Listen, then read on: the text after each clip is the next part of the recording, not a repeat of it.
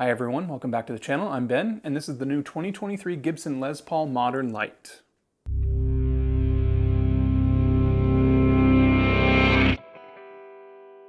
The Les Paul Modern Lite has only been out for a few days now, and I've already seen pretty divided opinions about it. I'm not really too sure how many people have gotten their hands on them yet, but I do know that they're shipping because I have one right here. And I figured this would be a great guitar to dive into and see what it's all about, really. Now this is definitely not Gibson's first foray into thin body Les Pauls. They've also had the classic Lite, which was an exclusive with AMS and Zounds, and then they have the Studio Lite and the Custom Lite. I think where this one differs though is where those guitars had more appointments, this is a pretty bare bones guitar. So when Gibson first announced this guitar not too long ago, I, like yourselves, was thinking, if I took a Les Paul Modern and then I stripped it down into something light, what would be left? Well, seeing as a Les Paul Modern is sort of like the modern version of a Les Paul Standard, and I took away some of those appointments, would it be more like a Les Paul Standard, or would I just be removing some of the special features that were on the Les Paul Modern? Well, before we get into that, let's take a look at the Les Paul Modern and see what appointments it does have. Well, you've got a set of burst bucker pickups here. You've got the lead and the rhythm, which tie into a four-way push-pull pot system, so you can do coil tapping, coil splitting, phase reversal. You've got this really nice ebony fretboard with these mother-of-pearl inlays. You've got locking tuners up top, which is nice. Asymmetrical neck, slim taper by the way, and a nice compound radius fretboard. Also, the body is modern weight relieved, and something that they've been doing recently is these figured tops, which is pretty nice looking. Now, if we compare that to the Modern Lite here, you've got a 490R and a 498T pickup. No push-pull pots. You've got a rosewood fretboard, which is a 12-inch radius all the way through. You do have the slim taper neck, but it's symmetrical, not asymmetrical. And you've got these Grover mini tuners up top here as well. Now, one thing that is neat is it does have a nice belly carve. Not the first time Gibson's done this, but I do actually like that. But it does not have the neck access carve like the Les Paul Modern does have. In addition, it's not weight relieved. It's actually a solid piece of mahogany. There's no maple cap on this at all. And I do think that is actually one of the nice features of this guitar is it is a slab of mahogany. This is one piece of wood, which is pretty rare these days for Gibson. Now, I don't know if that's just because I'm special and I got one like that, or if they're planning on doing that with all of the Modern Lites. Now, this color, in case you're asking, is the rose gold satin finish. Now, as you can see here, Gibson says this is the first time that they've offered a matching headstock color on a Les Paul core model. And that is true of the 5 different models of the Modern Lite, which are the Cardinal Red, the Inverness Green, the Gold Mist, the TV Wheat, and this, which is the Rose Gold Satin finish, I believe, which I thought was pretty stunning. However, I think technically that's not really true because the Les Paul Firebrand also had a matching headstock, but that was more of a bare wood. Now, as I did say earlier, the body is solid mahogany, it is not weight relieved, and it is one slab of wood, which means you will not see any separation or any glue marks or any different grains because it's all from one big old piece. Let's get into this guitar and see just what it's all about. So why is this guitar called the Modern Lite when it's actually more like a Les Paul Studio and a Les Paul Special Tribute? In that it has no maple cap.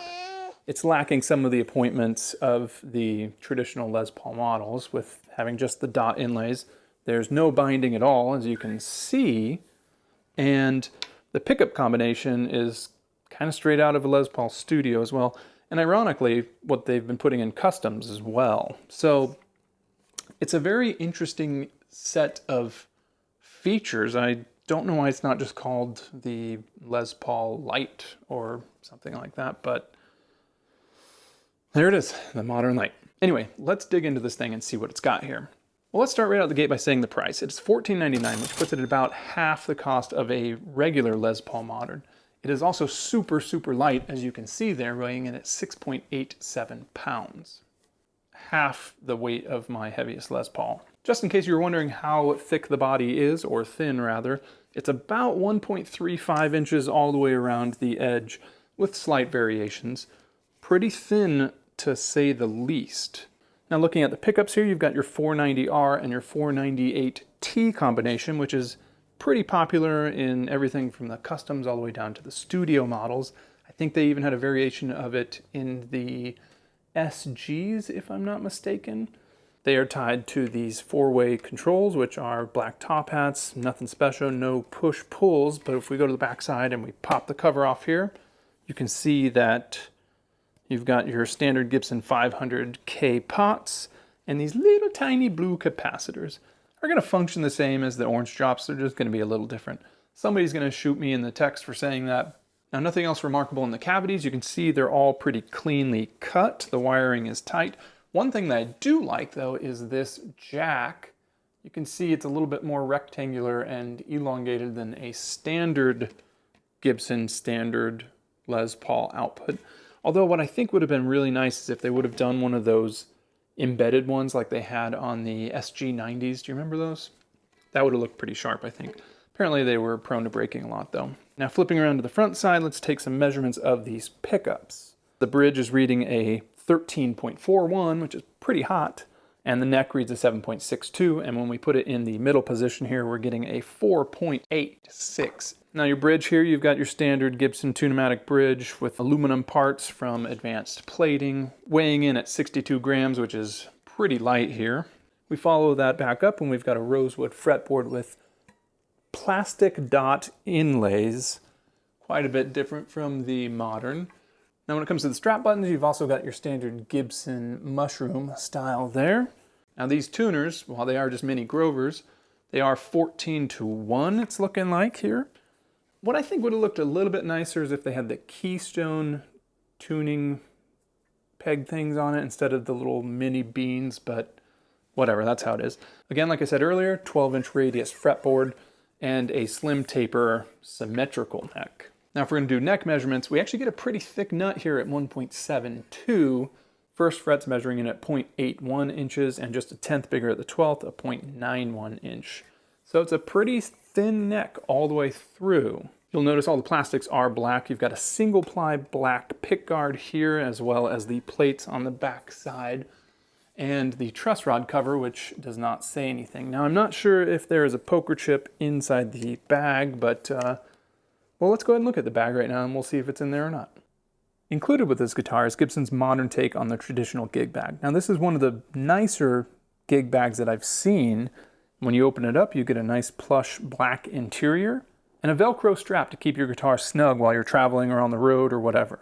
Now back on the front side, you might have noticed this pocket here. Inside the pocket, you've got the Gibson goodie bag. Inside the Gibson goodie bag, you've got your traditional Gibson strap, Gibson owner's manual, Gibson polishing cloth. You've got a few tools here to adjust the truss rod or make bridge adjustments. You've got a pre-packed checklist, a Gibson ad for their app, the infamous Gibson baby photo. Oh yes, and this right here, the poker chip. The only thing I think left to do with this guitar is to plug it in and see how it sounds. Now I'll definitely run through some clean tones, some dirty tones, and I'll also do a neck dive test at the very top of that segment.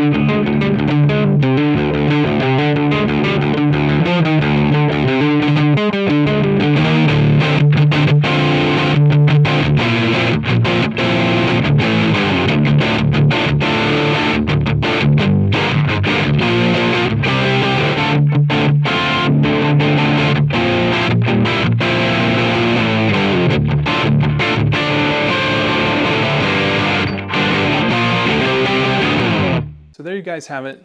I gotta say I actually kind of did like it a lot more than I thought I was going to. I'm more of a traditionalist when it comes to Les Pauls, so I wasn't expecting to like the fact that it is significantly lighter, but maybe it's just my age showing because it was actually very comfortable to play this guitar.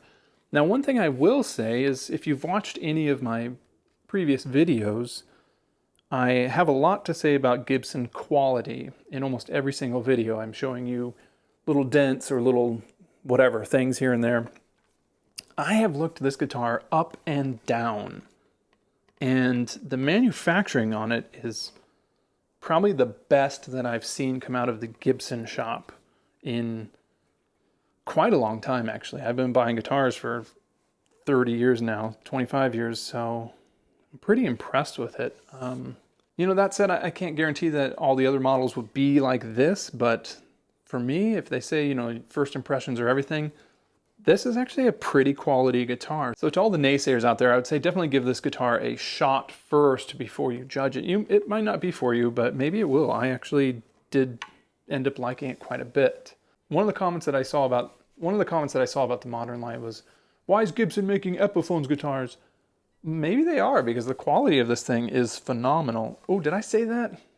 I'm only kidding, of course. I love Gibson guitars, as you guys know, but I will also be the first to admit that QC is not their strong point, but I have faith that it's getting better. We'll see. If this is any sort of indication, then I would tend to agree. Anyway, guys, please drop your comments below and like and subscribe if you actually did like this video, and I will see you next time.